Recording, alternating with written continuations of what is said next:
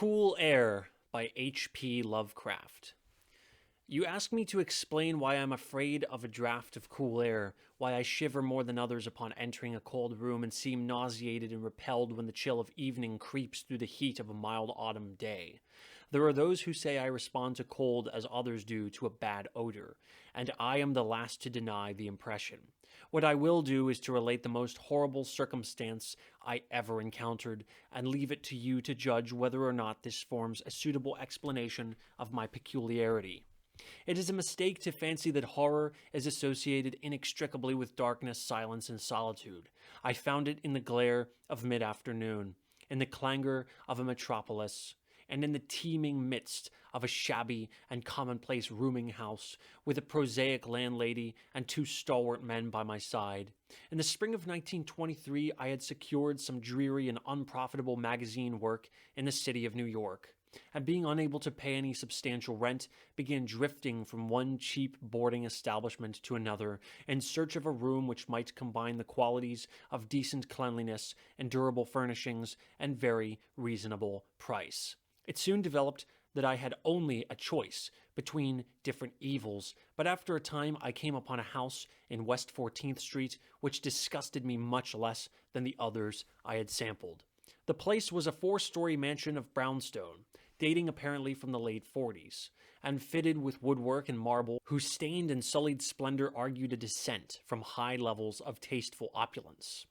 In the rooms, large and lofty, and decorated with impossible paper and ridiculously ornate stucco cornices, there lingered a depressing mustiness and a hint of obscure cookery. But the floors were clean, the linen tolerably regular, and the hot water not too often cold or turned off, so that I came to regard it as at least a bearable place to hibernate till one might really live again.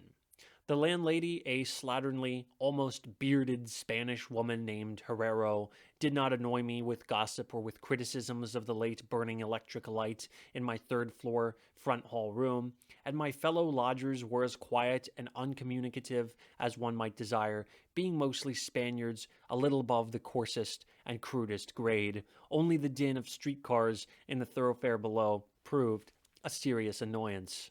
I had been there about 3 weeks when the first odd incident occurred.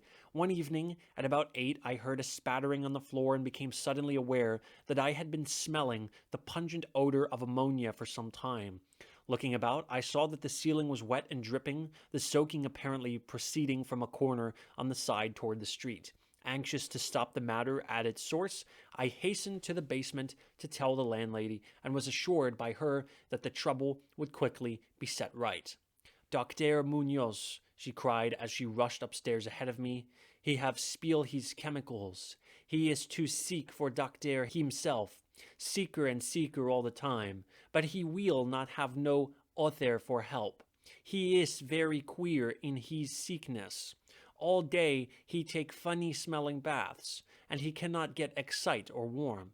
All his own housework he do. His little room are full of bottles and machines, and he do not work as doctor, but he was great once. My father in Barcelona have hear of him, and only you just now he fix a arm of the plumber that get hurt of sudden.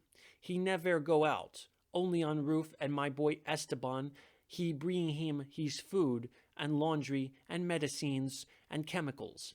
My God, the sal ammoniac that man uses for keep him cool." Mrs. Herrero disappeared up the staircase to the 4th floor, and I returned to my room. The ammonia ceased to drip, and as I cleaned up what had spilled and opened the window for air, I heard the landlady's heavy footsteps above me. Dr. Munoz I had never heard, save for certain sounds as of some gasoline-driven mechanism, since his step was soft and gentle. I wondered for a moment what the strange affliction of this man might be, and whether his obstinate refusal of outside aid were not the result of a rather baseless eccentricity. There is, I reflected tritely, an infinite deal of pathos in the state of an eminent person who has come down in the world. I might never have known Dr. Munoz had it not been for the heart attack that suddenly seized me one forenoon as I sat writing in my room. Physicians had told me of the danger of those spells, and I knew there was no time to be lost. So, remembering what the landlady had said about the invalid's help of the injured workman, I dragged myself upstairs and knocked feebly at the door above mine. My knock was answered, and in good English, by a curious voice some distance to the right, asking my name and business, and these things being stated, there came an opening of the door next to the one I had sought. A rush of cool air greeted me, and though the day was one of the hottest of late June, I shivered as I crossed the threshold into a large apartment whose rich and tasteful decoration surprised me in this nest of squalor and seediness. A folding couch now filled its diurnal role of sofa, and the mahogany furniture, sumptuous hangings, old paintings, and mellow bookshelves all bespoke a gentleman's study rather than a boarding house bedroom. I now saw that the hall room above mine, the Lidl room of bottles and machines, which Mrs. Herrero had mentioned, was merely the laboratory of the doctor, and that his main living quarters lay in the spacious adjoining room, whose convenient alcoves and large contiguous bathroom permitted him to hide all dressers and obtrusive utilitarian devices. Dr. Munoz most certainly was a man of birth, cultivation, and discrimination. The figure before me was short, but exquisitely proportioned, and clad in somewhat formal dress of perfect cut and fit. A high-bred face of masterful, though not arrogant expression was adorned by a short, iron-gray full beard, and an old-fashioned pince-nez shielded the full, dark eyes and surmounted an aquiline nose which gave a Moorish touch to a physiognomy otherwise dominantly Celtiberian. Thick, well-trimmed hair that argued the punctual calls of a barber was parted gracefully above a high forehead, and the whole picture was one of striking intelligence and superior blood and breeding. Nevertheless, as I saw Dr. Munoz in that blast of cool air, I felt a repugnance which nothing in his aspect could justify. Only his lividly inclined complexion and coldness of touch could have afforded a physical basis for this feeling. And even these things should have been excusable considering the man's known invalidism. It might, too, have been the singular cold that alienated me, for such chilliness was abnormal on so hot a day, and the abnormal always excites aversion, distrust, and fear. But repugnance was soon forgotten in admiration for the strange physician's extreme skill at once became manifest, despite the ice-coldness and shakiness of his bloodless-looking hands. He clearly understood my needs at a glance, administered to them with a master's deftness, the while reassuring me in a finely modulated, though oddly hollow and timbreless voice, that he was the bitterest of sworn enemies to death, and had sunk his fortune and lost all his friends in a lifetime of bizarre experiment devoted to its bafflement and extirpation. Something of the benevolent fanatic seemed to reside in him, and he rambled on almost garrulously as he sounded my chest and mixed a suitable draught of drugs fetched from the smaller laboratory room. Evidently, he found the society of a well-born man a rare novelty in this dingy environment, and was moved to unaccustomed speech as memories of better days surged over him. His voice, if queer, was at least soothing, and I could not even perceive that he breathed as the fluent sentences rolled urbanely out. He sought to distract my mind from my own seizure by speaking of his theories and experiments, and I remember his tactfully consoling me about my weak heart by insisting that will and consciousness are stronger than organic life itself, so that if a bodily frame be but originally healthy and carefully preserved, it may, through a scientific enhancement of these qualities, retain a kind of nervous animation despite the most serious impairments, defects, or even absences in the battery of specific organs. He might, he half-jestingly said, someday teach me to live, or at least to possess some kind of conscious existence, without any heart at all. For his part, he was afflicted with a complication of maladies requiring a very exact regimen, which included constant cold. Any marked rise in temperature might, if prolonged, affect him fatally, and the frigidity of his habitation, some 55 or 56 degrees Fahrenheit, was maintained by an absorption system of ammonia cooling, the gasoline engine of whose pumps I had often heard in my own room below. Relieved of my seizure in a marvelously short while, I left the shivery place a disciple and devotee of the gifted recluse. After that, I paid him frequent overcoded calls, listening while he told of secret researches and almost ghastly results, and trembling a bit when I examined the unconventional and astonishingly ancient volumes on his shelves. I was eventually, I may add, almost cured of my disease for all time by his skillful ministrations. It seems that he did not scorn the incantations of the medievalists, since he believed these cryptic formulae to contain rare psychological stimuli which might conceivably have singular effects on the substance of a nervous system from which organic pulsations had fled. I was touched by his account of the aged Dr. Torres of Valencia, who had shared his earlier experiments with him through the great illness of 18 years before, whence his present disorders proceeded. No sooner had the venerable practitioner saved his colleague than he himself succumbed to the grim enemy he had fought. Perhaps the strain had been too great, for Dr. Munoz made it whisperingly clear, though not in detail, that the methods of healing had been most extraordinary, involving scenes and processes not welcomed by elderly and conservative Galens. As the weeks passed, I observed with regret that my new friend was indeed slowly but unmistakably losing ground physically, as Mrs. Herrero had suggested. The livid aspect of his countenance was intensified, his voice became more hollow and indistinct, his muscular motions were less perfectly coordinated, and his mind and will displayed less resilience and initiative. Of this sad change he seemed by no means unaware, and little by little his expression and conversation both took on a gruesome irony which restored in me something of the subtle repulsion I had originally felt. He developed strange caprices, acquiring a fondness for exotic spices and Egyptian incense, till his room smelled like the vault of a sepulchred pharaoh in the Valley of Kings.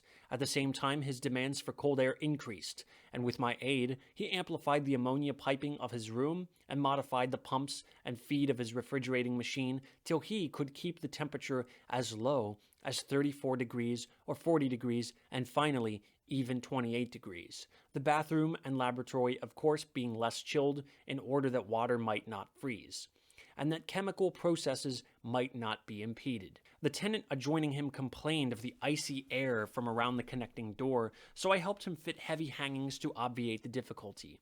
A kind of growing horror of outre and morbid caste seemed to possess him. He talked of death incessantly, but laughed hollowly when such things as burial or funeral arrangements were gently suggested. All in all, he became a disconcerting and even gruesome companion, yet in my gratitude for his healing, I could not well abandon him to the strangers around him, and was careful to dust his room and attend to his needs each day, muffled in a heavy ulster which I bought especially for the purpose. I likewise did much of his shopping, and gasped in bafflement at some of the chemicals he ordered from druggists and laboratory supply houses. An increasing and unexplained atmosphere of panic seemed to rise around his apartment.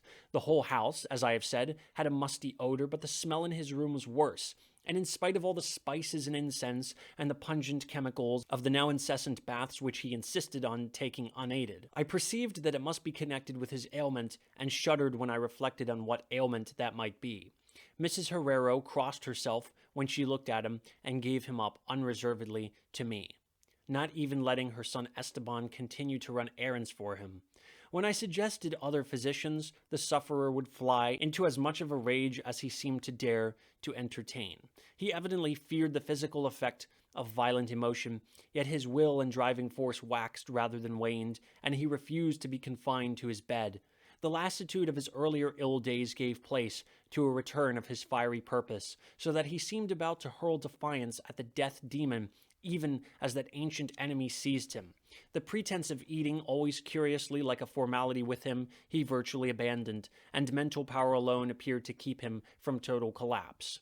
He acquired a habit of writing long documents of some sort, which he carefully sealed and filled with injunctions that I transmit them after his death to certain persons whom he named. For the most part lettered East Indians, but including a once celebrated French physician, now generally thought dead, and about whom the most inconceivable things had been whispered. As it happened, I burned all these papers undelivered and unopened. His aspect and voice became utterly frightful, and his presence almost unbearable. One September day, an unexpected glimpse of him induced an epileptic fit in a man who had come to repair his electric desk lamp, a fit for which he prescribed effectively whilst keeping himself well out of sight. That man, oddly enough, had been through the terrors of the Great War without having incurred any fright so thorough. Then, in the middle of October, the horrors came with stupefying suddenness. One night about 11, the pump of the refrigerating machine broke down, so that within 3 hours the process of ammonia cooling became impossible. Dr. Munoz summoned me by thumping on the floor, and I worked desperately to repair the injury while my host cursed in a tone whose lifeless, rattling hollowness surpassed description. My amateur efforts, however, proved of no use, and when I had brought in a mechanic from a neighboring all-night garage, we learned that nothing could be done till morning, when a new piston would have to be obtained.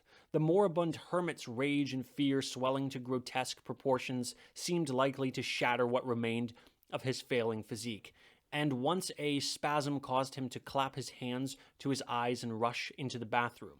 He groped his way out with face tightly bandaged, and I never saw his eyes again. The frigidity of the apartment was now sensibly diminishing, and at about 5 a.m. the doctor retired to the bathroom, commanding me to keep him supplied with all the ice I could obtain at all-night drugstores and cafeterias. As I would return from my sometimes discouraging trips and lay my spoils before the closed bathroom door, I could hear a restless splashing within, and a thick voice croaking out the order for more, more. At length a warm day broke, and the shops opened one by one. I asked Esteban either to help with the ice fetching whilst I obtained the pump piston, or to order the piston while I continued with the ice. But instructed by his mother, he absolutely refused. Finally, I hired a seedy-looking loafer whom I encountered on the corner of 8th Avenue to keep the patient supplied with ice from a little shop where I introduced him, and applied myself diligently to the task of finding a pump piston and engaging workmen competent to install it.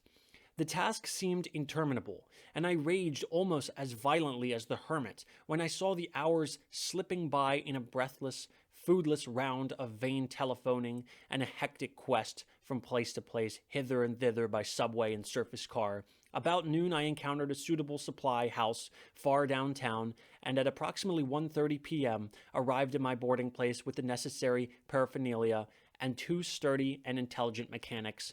I had done all I could, and hoped I was in time. Black terror, however, had preceded me. The house was in utter turmoil, and above the chatter of awed voices I heard a man praying in a deep basso. Fiendish things were in the air, and lodgers told over the beads of their rosaries as they caught the odor from beneath the doctor's closed door. The lounger I had hired, it seems, had fled screaming and mad-eyed not long after his second delivery of ice. Perhaps as a result of excessive curiosity, he could not, of course, have locked the door behind him, yet it was now fastened, presumably from the inside. There was no sound within, save a nameless sort of slow, thick dripping. Briefly consulting with Mrs. Herrero and the workmen, despite a fear that gnawed my inmost soul, I advised the breaking down of the door, but the landlady found a way to turn the key from the outside with some wire device. We had previously opened the doors of all the other rooms on that hall, and flung all the windows to the very top. Now, noses protected by handkerchiefs, we tremblingly invaded the accursed south room, which blazed with the warm sun of early afternoon. A kind of dark, slimy trail led from the open bathroom door to the hall door, and thence to the desk, where a terrible little pool had accumulated. Something was scrawled there in pencil in an awful blind hand on a piece of paper hideously smeared, as though by the very claws that traced the hurried last words. Then the trail led to the couch and ended unutterably. What was or had been on the couch I cannot and dare not say here, but this is what I shiveringly puzzled out on the stickily smeared paper before I drew a match and burned it to a crisp. What I puzzled out in terror as the landlady and 2 mechanics rushed frantically from that hellish place to babble their incoherent stories at the nearest police station. The nauseous words seemed well nigh incredible in that yellow sunlight, with the clatter of cars and motor trucks ascending clamorously from crowded 14th Street. Yet I confess that I believed them then. Whether I believe them now, I honestly do not know. There are things about which it is better not to speculate, and all that I can say is that I hate the smell of ammonia and grow faint at a draft of unusually cool air. The end, ran that noisome scrawl, is here. No more ice. The man looked and ran away, warmer every minute, and the tissues can't last. I fancy you know what I said about the will and the nerves and the preserved body after the organs ceased to work.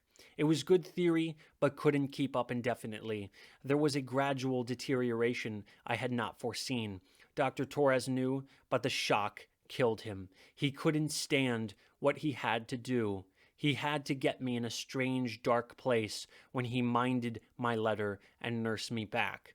And the organs never would work again. It had to be done my way.